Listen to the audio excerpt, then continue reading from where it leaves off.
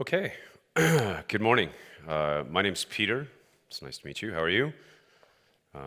I am going to start just by acknowledging something that may distract you. I want to just get it out of the way really quickly.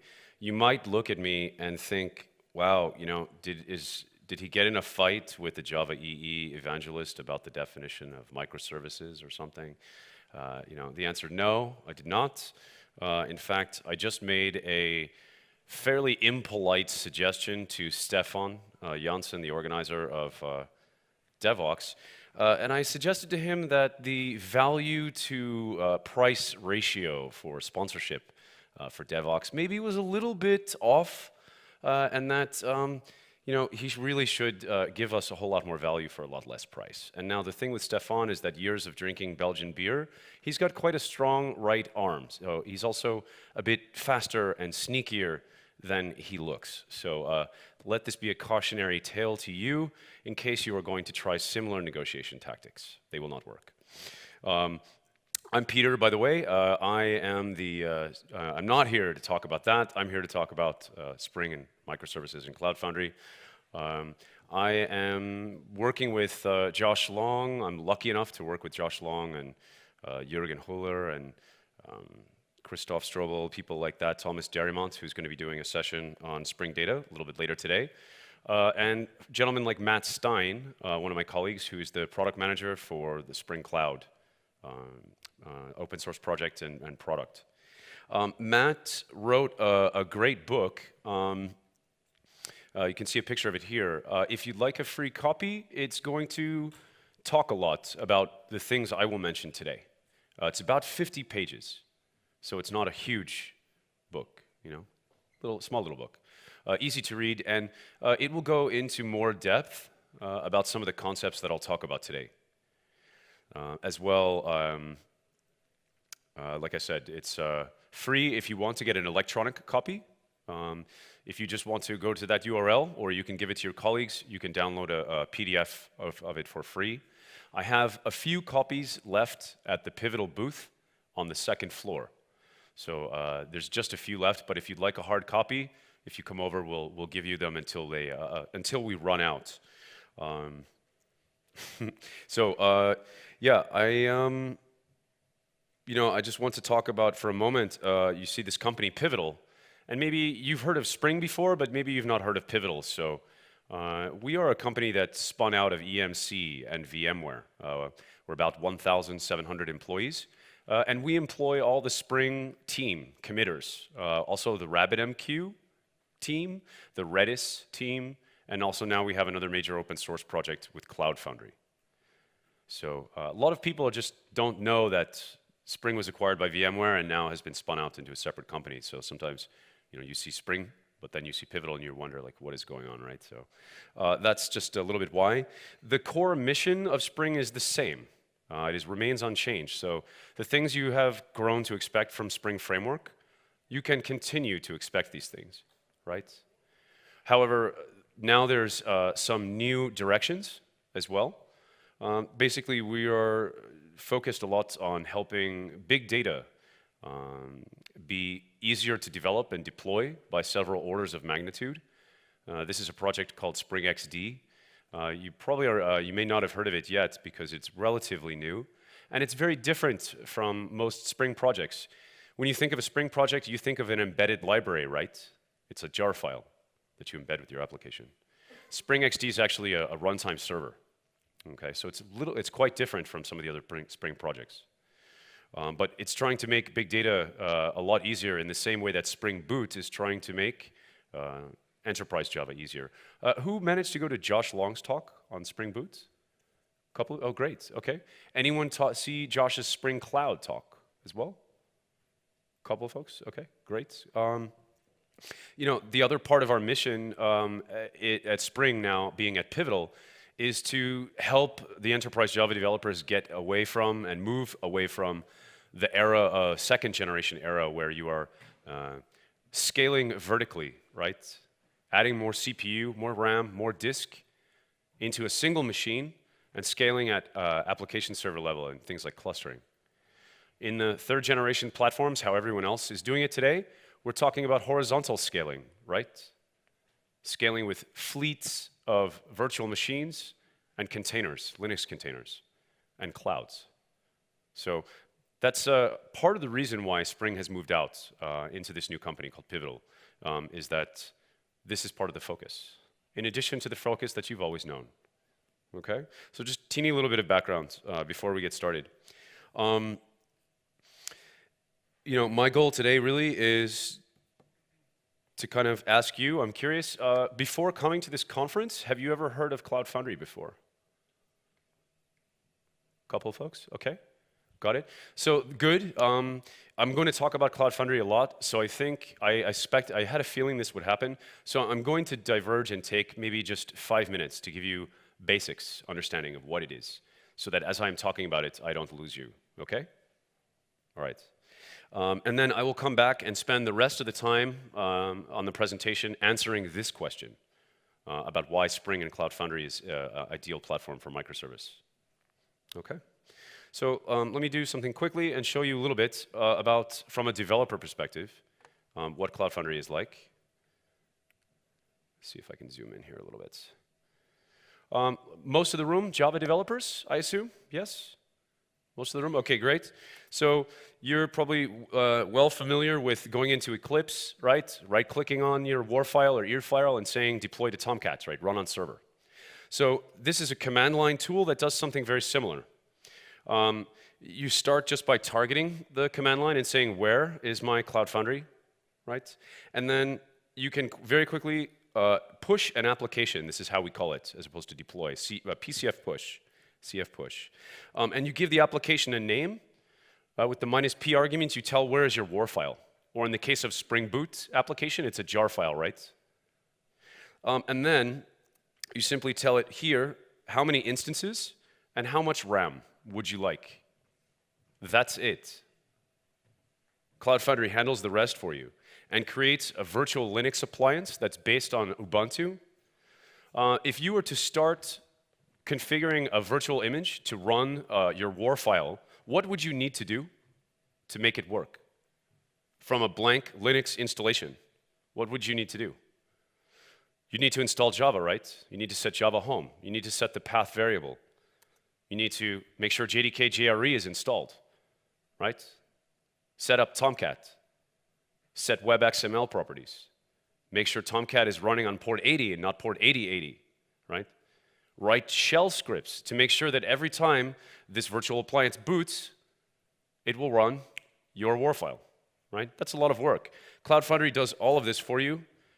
All you have to do is type CF push. It will figure out that it is a boot application or Java application, and will do all of these things for you and upload that image to Cloud Foundry for staging and deployment across clouds, right? Across many virtual machines and many Linux containers. And then it will start that machine that runs your application, register DNS for you, and give you a route. So you have instantly running your application. Now, this particular application, this is the Cloud Foundry console. This particular application you see now up and running, this is written to expect a RabbitMQ service. So Cloud Foundry allows me to bind services like relational databases, like RabbitMQ, email servers, New Relic, performance monitoring, all kinds of things. So this application was written, of course, it's just a demo application. It was written to expect a RabbitMQ, so I'm going to just bind it. Now, the application is already running, right? I've already started a virtual Linux appliance to run this war file. So at runtime, I can bind Cloud Foundry to it, and then I click on the route, and I can see the application live running. So this simply just takes RabbitMQ data as a stream, and will display it on the screen. It's nothing fancy, right? It's just an application to show you that it is working.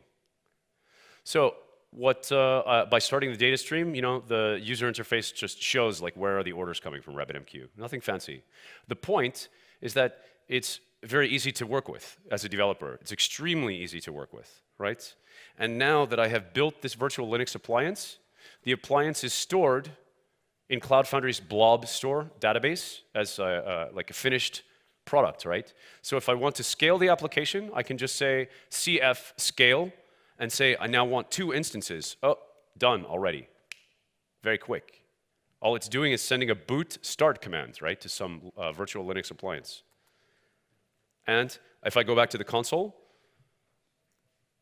or I can do a list of the command line, you see there's 2 instances running. Or I can go back to the console and see the same thing, right? If I hit refresh, now you see there's 2 instances running. Great. Now, if I kill one of the instances, Cloud Foundry is a self-healing system. I've asked for 2 instances to be running, so it will make sure that there are always 2.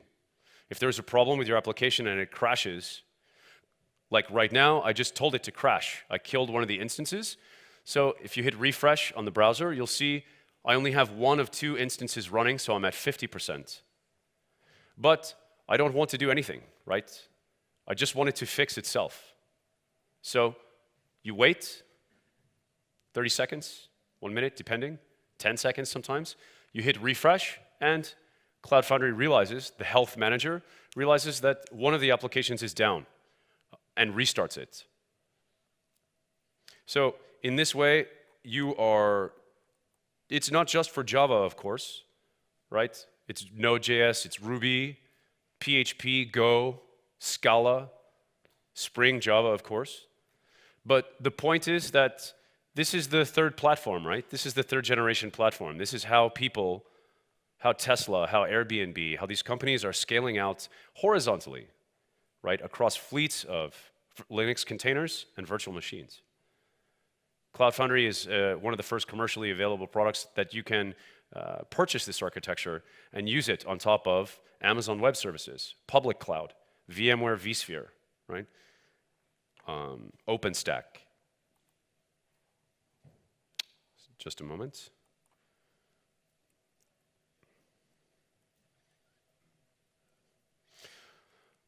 So, you can go seamlessly from public to private cloud, right? Has anyone used tools like Puppet, Chef, Ansible, Salt? Yeah, okay. So what you're doing here is you're scripting, right? Provisioning of IaaS, right? You're scripting your way through provisioning of CPU, disk, network, memory, right? Cloud Foundry is a little bit different in the sense that it's not a scripting solution, right? It is a complete, opinionated, and structured platform. So whereas maybe with Puppet, Chef, Ansible, Salt, if you're just doing 1 or 2 applications, it's fine, right? You're basically creating custom software, right? You're creating a unique system that automates the deployment of that application. Cloud Foundry is a structured platform to help you deal with multiple applications, right? You're not in the business of inventing a platform as a service product by writing it yourself in Puppet, Chef, Ansible, Salt. You are getting structured opinions, right? How do you consistently deal with the fact that maybe you have 500 Tomcat instances? What are you going to do when there's a problem? Are you going to SSH into each one of those instances to tail a log? No, right? That's impossible. Cloud Foundry will turn these event logs into streams and centralize them all in one place. These are the kinds of things that's possible when you take a structured platform approach. So I just wanted to give you a little bit of a taste of what Cloud Foundry is and how it works before I go on too much farther, okay? Great. So let's get rid of this. Just a moment. Come on. Yeah, there it is. Okay, I just got it in full screen mode. Cool. Okay. So now that you understand a little bit about what it is, maybe now I can talk more about why it's an ideal platform for microservices, especially together with Spring and Java. Now, what is it, I want to try to answer this question. How can you use the platform in such a way that will give you what you want? How can you start on a journey towards doing microservice architecture? It's quite difficult, actually. And I think if you've been reading Martin Fowler's blogs lately on the topic, He himself will say, if you're smart, you probably want to start with a monolithic architecture, right? Distributed computing is difficult. So you will pay a very heavy tax, right, for moving to microservice architecture. So you want to think about this decision before you do it. If you know your application will always be small scale, maybe it will never exceed a few hundred concurrent users, right? What is the point? Maybe you know that it will always, you're just starting out, right? You don't know exactly what the roadmap of the application is, and you're just starting. It's like a two-man team. Designing for microservice from day one maybe is a lot of overhead, right? But there are things you can do. There are things, even if you don't know your application's future, and you hope that it will be the mission-critical backbone of your company. It will be a very successful application with lots of users. There are things you can do to start with a monolith and yet design for future decomposition, right? How do you do your package structures in your code? Do you do them along functional business lines and domains? Or do you do like data access layer, MVC layer, right? This is sort of like the technical guts of the application, and that will cross business domains. So it's difficult to separate and break down later, right? So if you think a little bit about it and apply domain-driven design concepts, even at the beginning of the life of the application, you stand a decent chance of being able to refactor and break it down later, if the application is going to get to such a scale that it is worth the effort. But I think many of us, the other thing you can do, of course, besides design for future decomposition, is you want to make the application 12-factor. Now, this is difficult to make if you already have a large existing application that has been around for a long time. This is more difficult to redesign 12-factor.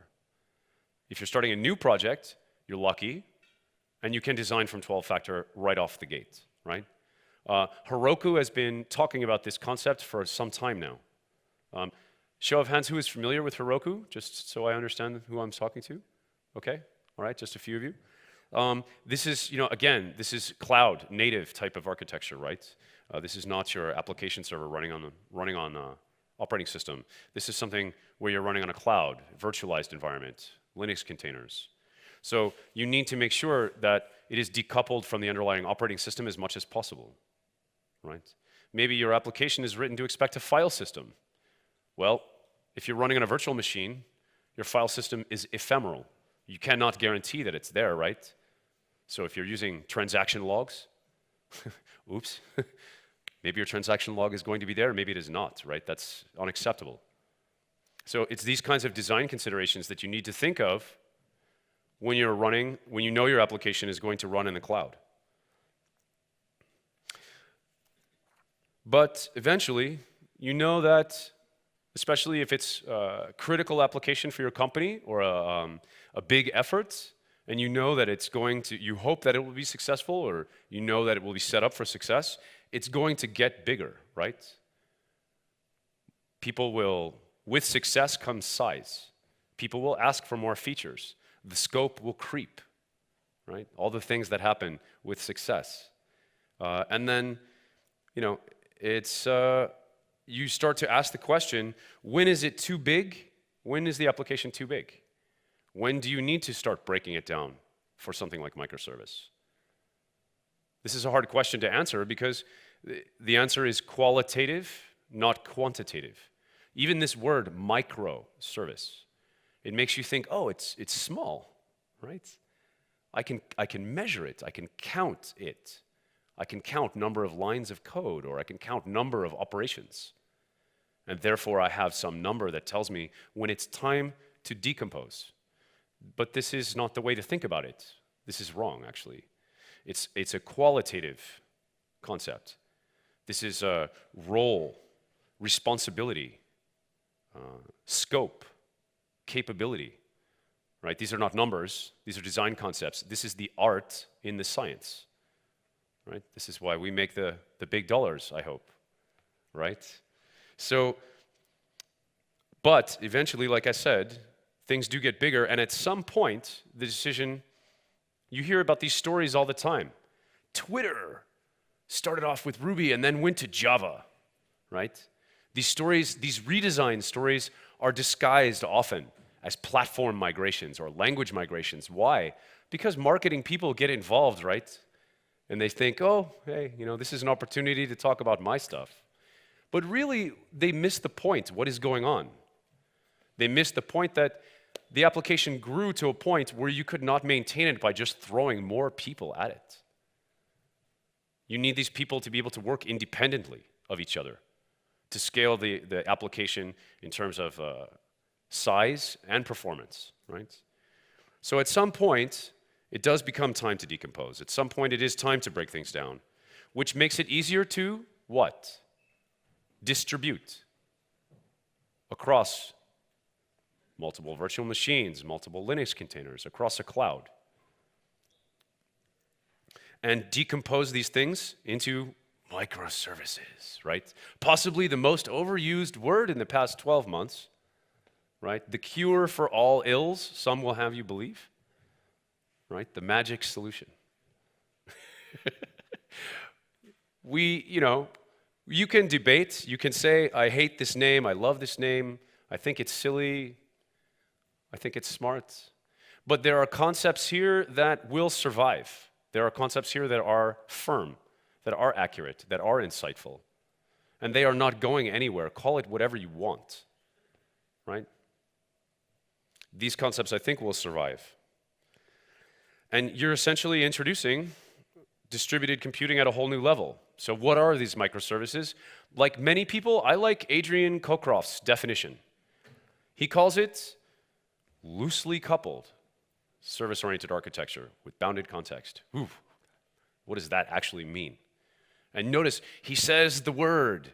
He says service-oriented architecture. Ooh, isn't that dead? Isn't that bad? Service-oriented architecture failed, right?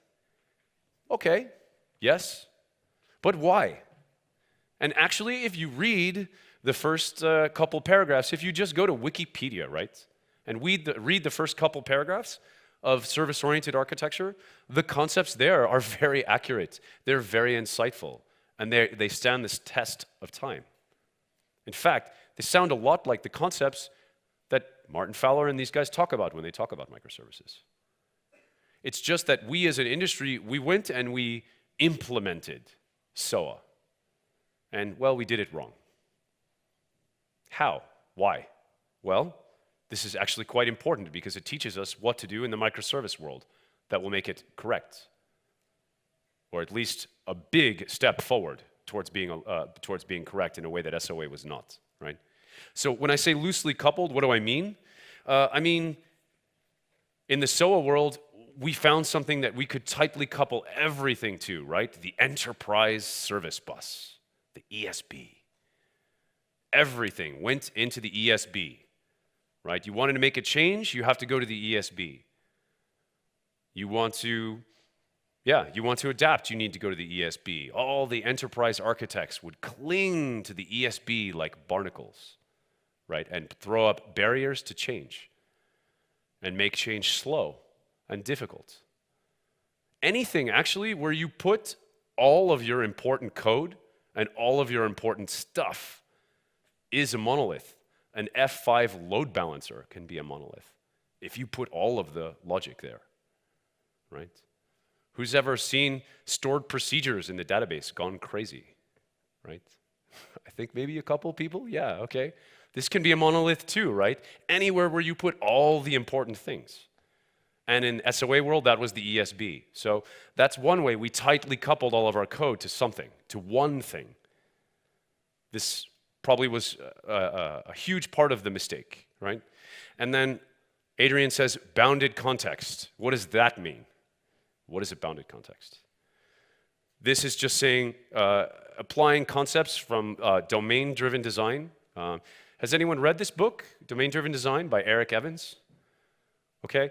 A few of you don't need to read the whole thing, but I highly recommend you just read some of it. Start at chapter 13. You start at chapter 13, and you read 3 chapters. And it's called Strategic Design.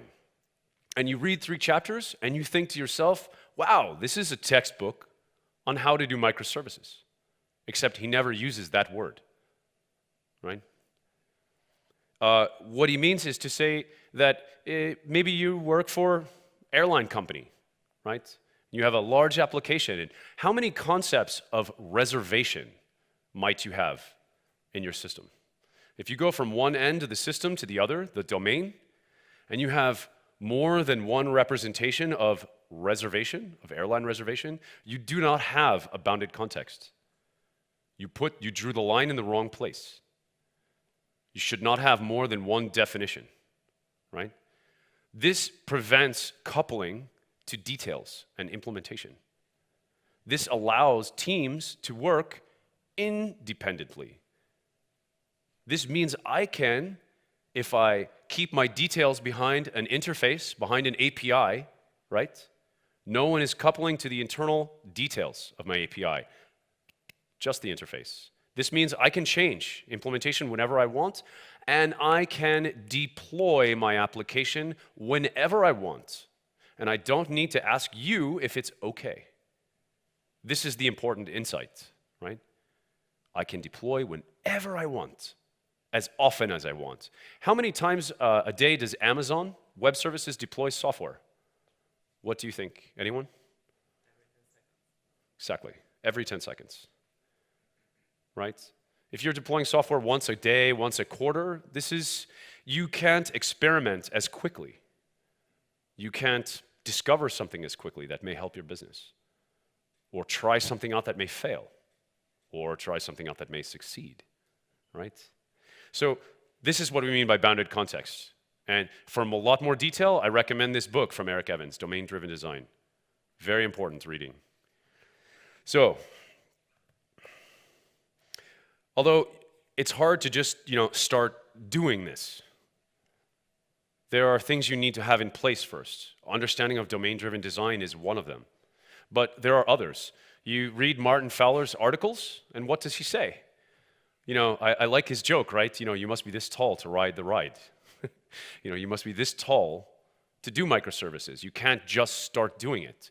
If you cannot provision if you cannot provision environments in seconds, minutes, if you cannot do basic monitoring of these services, some people might argue that you might even need to do advanced monitoring of these services, right?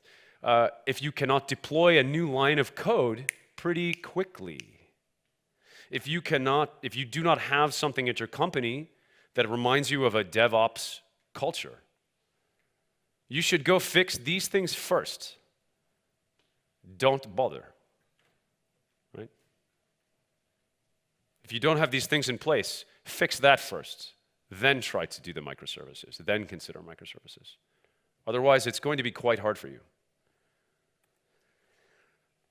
Now, Cloud Foundry and microservices have an interesting relationship because generally, I think you would consider microservices a stateless pattern, a stateless type of architecture, right? Cloud Foundry runs stateless architecture extremely well, right?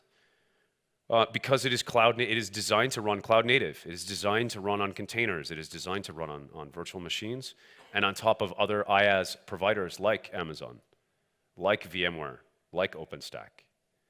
So the Cloud Foundry knows how to provision environments in seconds. It knows how to provision a new line of code very quickly, right? And especially for the developer with extremely little effort. I mean, you saw what I did before, right? CF push, war file name, number of instances, RAM. It doesn't get any simpler than that. So, what else can something like Cloud Foundry provide to if you're looking to do microservice architecture? Like I said, this can help you provision environments extremely quickly and help you scale even faster, right, without writing a lot of custom code. This can also help you deal with failover and resilience. Before you saw me demonstrate very quickly that one of the containers, one of the VMs dies, right? Cloud Foundry just brings it back and you don't do a damn thing, right? It's self-healing. So you should have this sort of resilience and failover built in at the deployment level, even. Also handling how do you route and load balance across a fleet of containers and virtual machines. You need a platform that understands where are the instances of my war file at runtime? Where are they?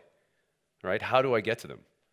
Well, maybe not me through SSH, but the user, right? Through HTTP. Okay. Oh, and of course, at some point, even though microservices, I think, are generally considered a stateless architecture, at some point you have to have state in the application, right? It's not very interesting without it. At some point, you have to have state. Where does it go? How do you get information out to high-performance data stores that are meant to function in a cloud? Like in-memory data grade, like NoSQL stores, things that are meant to run at web scale and on cloud scale. So Cloud Foundry will help you connect external services like RabbitMQ, like NoSQL databases, like relational databases, et cetera, these external services to your microservices and your code through the platform, as well as help you monitor them. But all of these things is what I would call, in card games, you call them table stakes. This is the money you put down on the table just so that you can play the game. It's not enough. This is the basics. Because introducing distributed computing is very difficult. It makes your life hard. Hopefully there is a benefit for that, of course. But it means there is very little room for what we call, or what I call, undifferentiated heavy lifting. If someone has invented something, you should use it, not write it yourself. Because you're being forced to deal with, you're choosing to deal with distributed computing at the application level. There's a lot of implications of how difficult that is, and you are the one that will have to deal with it. So better that you leverage whatever you can. Dr. Dave Sire, who invented Spring Boot, he said to Matt Stein and myself and a few others that no microservice is really, an island. It does not exist by itself. Certainly, I've been talking a lot about the deployment platform, what it runs on, right? But, like I said, you're introducing distributed computing. It's touching a lot of other things. I was just talking about the deployment levels concerns. What about at the application level? Because that's where you're introducing microservices, right? You're taking what was maybe a war file or an EAR file, in Java at least, and breaking it down into lots of little services, maybe smaller war files, jar files even, like with Spring Boot. So suddenly you have a lot of new concerns to deal with. How do you do configuration dynamically? You don't want to put your configuration in XML or in annotations or in Java configuration classes and package them in with your war file, right? You need things to be able to be reconfigured dynamically at runtime without recompiling. Otherwise, right, if I'm using annotations, XML, Java configuration, I have to recompile it, right, if I want to change. So how do I make configuration available as a network service? How do I find my services? Where are they? Are they up? Are they down? What is their state, right? This is what the service registry and the discovery can help you with, and what you need to deal with, essentially, right? Also, how do you route and load balance? Probably something a little more sophisticated than round robin load balancing, which is quite stupid, actually. I choose the first one, I choose the second one, I choose the third one. I go back to the first one, I go back to the second one. I mean, come on, right? This is pretty basic. So in a complex system like this, you might need a little more intelligence going on in your load balancing. Also, like I said, fault tolerance. If a service is unavailable, it could affect other services nearby it, right? It doesn't even have to be dead. It could just be slow. If your service is expecting a result and it times out, that's pretty close to dead, isn't it? So how do you stop that failure from cascading to the other services it's connected to, and the service that that is connected to, and the service that that is connected to. This is where the circuit breaker pattern comes in quite handy. And then, of course, monitoring. This is a lot more difficult in distributed systems. You don't have one thing that is the application, right? The application is like a composite of lots and lots and lots of now little things. So where do you put the JMX plug, right?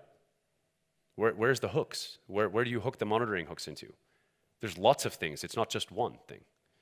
You need some sort of a representation of a composite system, right?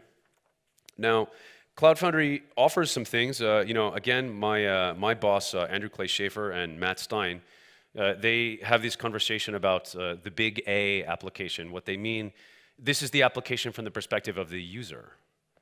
If you're using, I don't know, travel booking websites, what you think of as the big app is the composite behavior, right? You as the developer, you know the inner guts, right, of what it is made up of.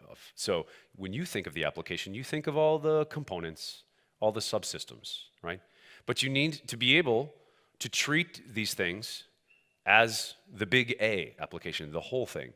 Cloud Foundry offers some tools to help you with this. Now, it's quite useful for monolithic applications, but for microservice, there are some issues with what Cloud Foundry provides.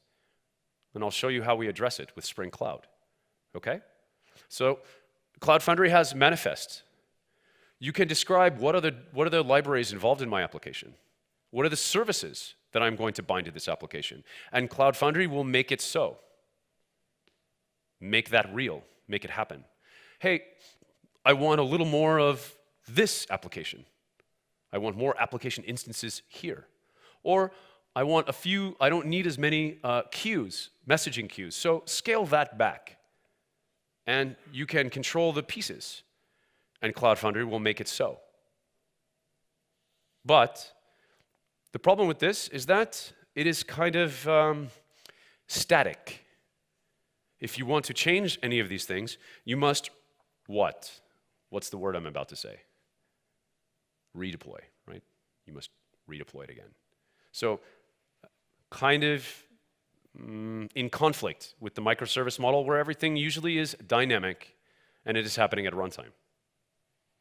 So it's certainly still useful, no doubt, but you do want to be a little bit more dynamic in these types of systems, right? You want to be able to change at runtime. So something maybe like Cloud Foundry's Bosh, but for microservices. What is Bosh? Bosh is how you install, configure, and provision Cloud Foundry, the system itself. Maybe you could make a loose analogy to, if you're familiar with Puppet, Chef, Ansible, Salt, maybe Bosh is somewhat like that for Cloud Foundry. It is the operator interface. If you think of Cloud Foundry as a DevOps first system, Bosh is for the ops guys, okay? So Bosh, what do you do with it? You can describe a system, a Cloud Foundry system, and then you say, Bosh, make it so, and it does. Well, that's, again, only so helpful, right, for microservices. You want things to be decentralized. You want them to be autonomous. You want these capabilities to be autonomous. And most importantly, again, you want the teams that work with those services, you want them to be autonomous. You want to be able to deploy your code whenever you want and not have to ask anyone if it's okay. No meetings, no tickets. It's an API call, right? This is how Amazon deploys every 11 seconds. That's how they can do it. So you've heard probably the Netflix 2 pizza rule. I think this is fairly well known. I don't know. The team, if it's larger, then if 2 pizzas can't feed the team, maybe it's just too big. Maybe the scope, right, of your code is too large, right? 2 pizzas only should feed the team. And if you write the code, you are responsible for running it. So again, you're back to this, you're in this situation still where you're responsible for running the code, but the tools in the Cloud Foundry ecosystem, they're somewhat static. They're not necessarily as dynamic as you might want them to be. Well, Netflix has solved this problem, right? They talk about it all the time at these conferences. In fact, I'm surprised they're not here. I've run into them at every conference I've sponsored in the last year and a half. Yeah, I'm surprised they're not here, actually. But, they wanted to compose a system. They wanted to compose a system in such a way that any part of it could fail and it would keep working, right? Now, they did us the favor of open sourcing a lot of these components. Not everything, of course, but they open sourced a fair number of components. You probably know Netflix runs what? Some ridiculous amount of internet traffic, like 30% of North American internet traffic in the evening hours, like from 6 to 9 p.m. 30%. And they've just given us these libraries. Yay. Awesome, right? But it's a piece. It's not the whole solution, right? It's just a piece. What was the only thing, I want someone in the audience to answer this. What was the only thing Netflix had when they started? What did they build their system on top of? What was the only thing at that time? What was the only cloud available at that time to them? Anyone? Amazon EC2. Remember, this was several years ago, right? Amazon EC2 was brand new. This was, wow, right? This was a big thing. This is all they had. So they had to invent the platform. They had to invent the platform as a service, the PaaS. They had to write it themselves from scratch. This is not the things that they have open sourced. They've just been helping open source the application level infrastructure, right? The circuit breaker patterns, the service discovery, right? The fault tolerance, the circuit breaker patterns. The problem that leaves you, the developer, with, who wants to implement microservices, or think about it, the problem it leaves you with is what? This is great, but it's a small piece. It's not the whole solution. You still have to figure out how to run, deploy, manage this code. That is up to you, right? You have to figure that out. So, enter Spring Cloud. And some of these, fortunately, right, there are some patterns in distributed computing. Distributed computing has been around for a while. There's some patterns. Netflix is the ones that are certainly originating many of them. We are taking them in Spring Cloud and integrating them into the Spring programming model, which I think is pretty well known, right, in the Java industry. Can I just see a show of hands? Who has used Spring Framework at some point in their career? Right. So what does this mean? Hey, guess what? You don't have to learn how to rewrite your application to use Netflix components. We'll provide it for you with annotations in the same programming, plain Java object, POJO programming model that you've become accustomed to. So no relearning how to write an application just to take advantage of software that implements these patterns. Hopefully, this means you can get back to focusing on features that your boss is asking you for, right? That actually relate to the application you're trying to develop, and not just the supporting structures. Okay.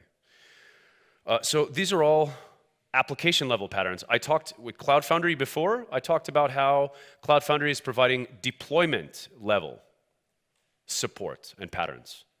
Spring Cloud is providing them at the application service level, right? And it's moving you from a world where you are deploying and running applications to composing applications, composing fault-tolerant systems. Cloud Foundry does not really have an opinion, a strong opinion, about the code you deploy to it.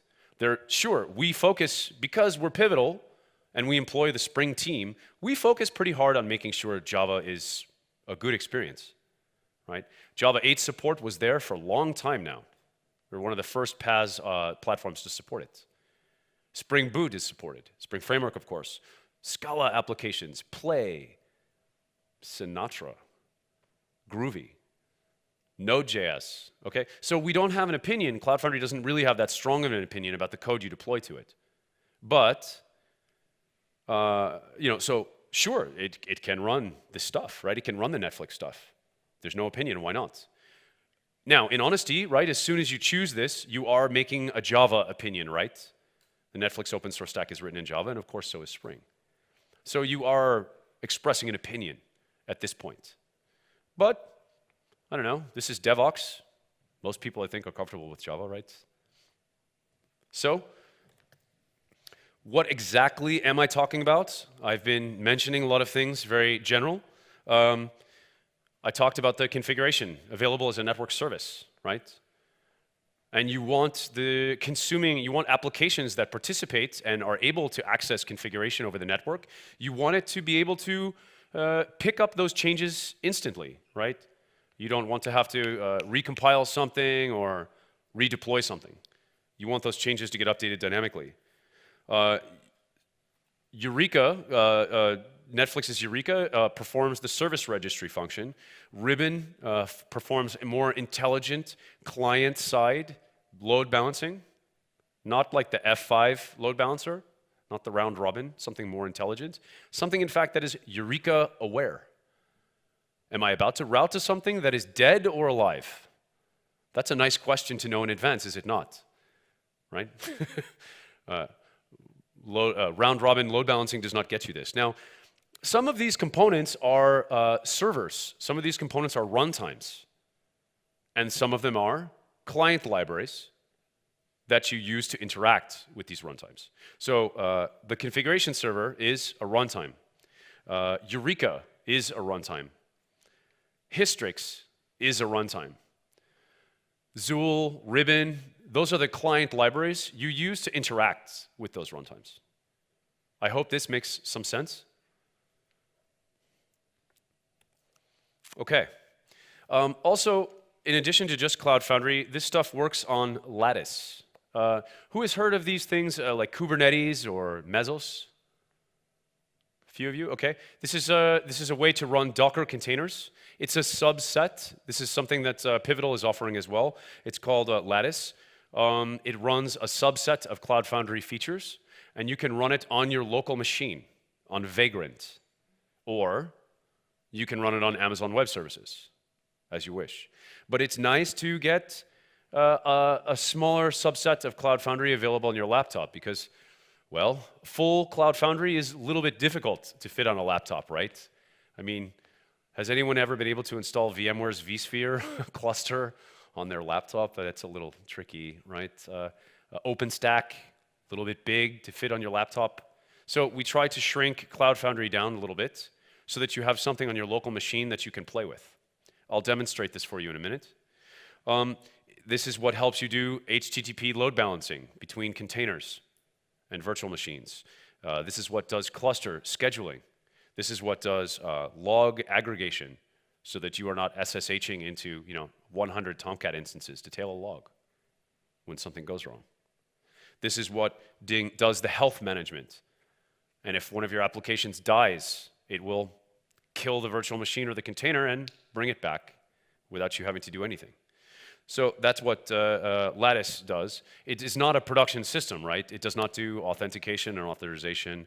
It does not do build packs, right? So it's like a way to get familiar with Cloud Foundry on your local desktop. So let's talk more in detail now about some of these services. So first, let's look at the configuration server. We've chosen Git and Subversion to start because, as it turns out, Git is very good at versioning things. Who changed the configuration? When? Why? These are questions you want to know the answer to, right? Turns out Git is very good at this. It already has been doing it for a long time. So we just make the Git repository or Subversion repository available over the network. That way your applications can subscribe, and when a change is pushed, you just get it right away. This is, you're calling an endpoint here on the configuration server, and it says, hey, I've changed something, refresh me, please. And it sends the event out on the bus, It uses RabbitMQ actually as the transport to notify all the subscribing applications that something is different. So let me show this to you quickly. Sometimes demo is a little bit easier than trying to explain everything in words. So this is called X-Ray. This is a visualization of what is running on my EC2 cluster. Anyone seen, this is Amazon console? Have you seen this before? Amazon Web Services console? Okay, most, okay. This is something I created using Pivotal's some scripts, Terraform scripts, and created a Lattice cluster. Instead of running it on Vagrant, on this Mac, I have it running on Amazon here, right? And these are the individual VMs, and then this is kind of the controller, I guess you could call it. We call it a brain. Anyway, X-Ray is just a visualization of this, right? So here, where's my config server? I have Rabbit. I have my Rabbit for transmitting the events. There's Eureka. There's my configuration server. Excellent. So I can just click on the link. And let's see. Actually, I have it bookmarked on second thought. Let's look. This is my demo application.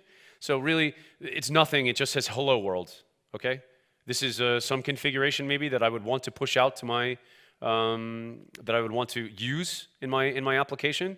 I'm just displaying it as a string, nothing fancy, for demo purposes only. So let's make a change. I go into my my file that I'm going to check in, and let's say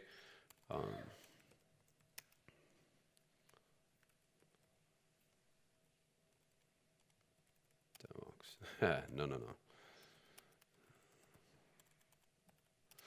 Okay, great. So I'll just save this. And then we'll commit the repository, commit this to the Git repository. There we go. So I'm just saying I'm committing this, I'm swapping the greeting string, and then let's push this up to the master. Great, we're done. So now, if I go back to my demo application, oh, wait a minute, it's not up to date. That's funny. Wait. Oh, right. Because I did not send a refresh event. So, okay. If I just look at, let's say, here, let me go to this page. If I look at the actual configuration server itself, oh, here's the contents of the configuration server displayed to me in JSON. And yes, this is updated, right? But my actual application that consumes that configuration is not up to date. Okay, so I can just trigger that very easily. If I had built the demo application to have an HTTP form, post form in it, then I could have used that. I'm just cheating and using curl because I can simulate a post. So I'll do that and call the bus refresh. And if everything works as expected, I get a nice HTTP 200 OK message. And now, when I refresh, oh, there we go. Now it's up to date, right? So I've pushed configuration out over the network to a subscribing application, no recompile, right? Okay.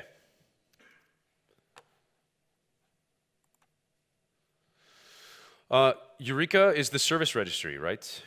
This is fairly straightforward. Your producers, they register themselves with the registry, and then consumers can look up in Eureka what is available and then connect to it directly. So again, I have a Eureka server. I can navigate to it here from X-Ray if I want. Let's see, where is my Eureka server? No. Ah, there it is. Okay, that's this one. Okay, so I can just click on it. And the Eureka dashboard is already up and running. Like, I did not have to do anything. Cloud Foundry actually can make this a one-click installation rather than you having to struggle with it yourself. And this shows me everything that is now registered in Eureka. I have a consumer, 1, 2, 3 demo applications, 1, 2, 3, 4, 5 producers, and Zool, 1 Zool instance. As a matter of fact, it's exactly what you're seeing here, right? Here are my 5 producers. There's my 1 Eureka. There's my configuration server. There's 4 configuration applications and Rabbit. So it's exactly what's in here. And Spring Cloud makes it quite easy to get that running. Now, oops, not the right one. There we are. Okay, Before in earlier Cloud Foundry releases, Cloud Foundry, the router wants to own all the traffic, right? Because we have lots of VMs and lots of containers. So how do your browser find your code spread across all of those containers and VMs? This is what the intelligence that the Cloud Foundry router provides. We thought, okay, well, how do we do then Eureka at the application level? It must go through the Cloud Foundry router, right? Well, maybe not so much, right? Okay, if you do that, then what happens? Okay, the consumer, you have to register the routes. You have to register the routes to Eureka, all of them, with the Cloud Foundry router. Then the consumer, your code, right, your application, has to go get the server list from Eureka and then go all the way back and get load balanced through the Cloud Foundry router to then get to the actual producer. Woo. You know, you've already introduced distributed computing. You want to keep the number of network hops as small as possible, right? So we sat down and said, this is not right. This isn't going to work. It would introduce way too much network traffic into an application where you are already introducing a lot of network traffic, right? That's the whole idea behind microservices, is distributed computing. So let's try to minimize the network hops. So we said, okay, let's inject some environment variables. This is the 12-factor concept, right? That applications that you write are getting their configuration from environment variables because this is portable across languages and operating systems, right? Rather than like looking something up in JNDI, right? That's Java specific. This works for anything, which is why PaaS solutions and cloud solutions do it that way. So this is how I can find, this is how container A can find container B's IP address port information and be able to access the host directly. Fantastic. What we've now done is say, okay, let's allow them to connect directly so that a container can talk to another container on the same virtual machine. Now, the outside world cannot address that. It cannot discover that. But at least from container to container on the same virtual machine, it can talk directly. This enables the intelligent client-side routing, right, and service discovery to connect directly to each other. So let's see what that looks like really quickly. And I'm starting to run out of time. Maybe actually I should even skip this demo because it's not that interesting. But maybe I can do it quickly enough. Right, so this application just is a counter, that's it. I have 5 instances of the counter, so I hit refresh once. I'm on instance number 2, refresh once again, I'm on instance number 3, and so on. Only once I hit refresh for the 5th time am I going to get load balanced and you see the counter increment to 2, right? Because I'm talking across 5 instances. So just to prove that, you know, we are now allowing direct client-side load balancing and communication within Cloud Foundry clusters and not forcing you to go through the Cloud Foundry router and introduce extra network traffic. So I'm going to try to speed up a little bit here because I'm running short on time. And this is arguably one of the best features, I think, that Netflix is providing, which is the circuit breaker. So it's pretty much like if you have an electrical engineering degree, it's pretty much what you would expect, right? If the service that you've written is dead, latent, slow, causing problems. Let's say it fails 5 times in a row and it reaches a threshold that says, don't route traffic to me anymore. Stop, please, I'm dead, right? And then here's where it gets interesting, is that Hystrix provides you the ability to do a fallback method. So you can specify some other behavior other than I'm dead, right? And give someone an HTTP 500, which kind of sucks as a user experience. Maybe Netflix, you search for a movie, and if it fails, maybe instead of giving you HTTP 500, it will return a list of movies recommended for you. Okay, that's not what I asked for. But at least, you know, you kind of confuse the user long enough to go, wait, no, let me hit refresh again, right? You know, at least it's not a 500 error that your grandmother is going to go, you know, hey, Peter, come fix this for me, right? I don't understand what's going on, right? Or better yet, maybe you can code it to call another service that is actually working and is not dead, therefore recovering the situation and steering away from an error. So let's see how that works. Whew, almost out of time here. Okay, so let me get my Hystrix dashboard up. Okay. Sorry, 1 second here, folks. Okay, Hystrix. Great, so the Spring Cloud just installs the Hystrix dashboard for me. You don't need to do a damn thing to get it to work. And I say, I'd like to monitor the stream of traffic. Well, right now I'm not producing any traffic, am I? So let's just fix that. I'm just gonna run a shell script that does like curl 1,000 times. Okay, so now I'm running through a counter, right? 1, 2, 3, 4, 5. Remember, I have 5 instances of the producer, so I'm going to have 5 1s, 5 2s, 5 3s, 5 4s, 5 5s. You get the idea. Pretty straightforward. You can see it there in the console. And now, great. Okay, hey, look, I've got some traffic starting to run through Hystrix. Fantastic. Well, let's introduce a failure. Okay, so I'll use the lattice command line tool to say I want to remove one of these instances of the producer. I think that's what I want to do. Yes, that is what I want to do. So let's get rid of it. Okay, it's dead. Now notice all those yellow squares are gone, right? I just killed all 5 producers. What is happening now? In the code for this demo application, if it hits the fallback method, it just returns the number 42. Because I'm a Douglas Adams fan and I like Hitchhiker's Guide to the Galaxy, but no other reason. So, whoa, wow, things are not good. I'm hitting the fallback method. What does that look like here? Oh boy, okay. Circuit is open now. I'm not routing any traffic to this anymore because I'm dead, right? So, you know, you see nice big red screen, or, well, maybe it's not so nice because you know there's a problem. So let's bring it back, right? I'm just going to recreate that producer. Actually, I have it here in the command history, I think. Yeah, so all it's doing is it's saying, hey, give me more of these producers, 512 megabytes of memory each, use this Spring profile, and give me 5 instances, and you see it says no route, right? No routes. It's not using the Cloud Foundry router. It's not addressable from the rest of the world. So now you will just watch these virtual Linux appliances boot up, right? If you've used Spring Boot before, you'll start to see some familiar messages go by. These are just 5 boot servers starting up to run this workload that you've specified, right? Now, it will take them a moment to start. You can watch them start up. It's quite exciting, actually. Just kidding. It's not really very exciting to watch servers start, unless you're really weird.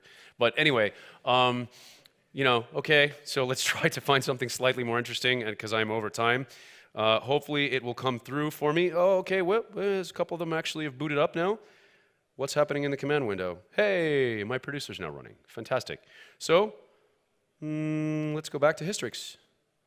Okay, this will take about 20 seconds to re-register everything with Eureka, and for the Zool ribbon load balancing to say, oh, I have working servers again. You can route traffic to me, it's fine, go ahead. Right? So it will take a few more moments. I think it takes about 20 seconds. Oh, yeah, it's back.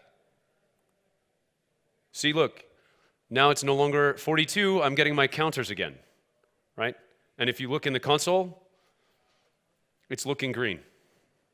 So that's just a little bit of how these things work. If you want to learn more, there's lots more. I'm out of time, so I can't really go through the Zool.